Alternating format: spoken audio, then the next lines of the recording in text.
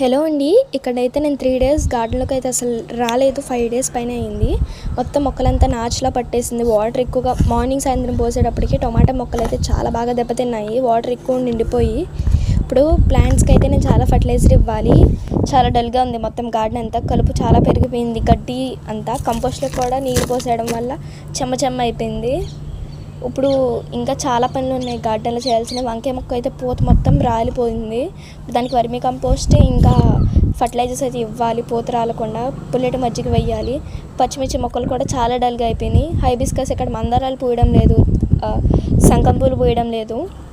ఇప్పుడు అంతా కూడా ఫర్టిలైజర్ ఇవ్వాలి. రోజు అయితే ఎండకి చాలా దెబ్బతిని చిగురు వస్తున్నాయి, కానీ మిగతా ఆకులను వాడిపోయి బ్లాక్ హెడ్ డిసీజ్ అయితే వచ్చింది. చూస్తున్నారు కదా, నాచు మొత్తం మట్లా పట్టేసి నీళ్ళు ఎక్కువ పోయడం వల్ల. ఇవైతే శనగలు తొక్కుంటుంది కదా, అది ఫర్టిలైజింగ్ ఎలా చేస్తాను, అలానే గానుగాకులు ఫర్టిలైజింగ్ కూడా ఎలా చేస్తానో ముందు వీడియోలో చెప్తాను.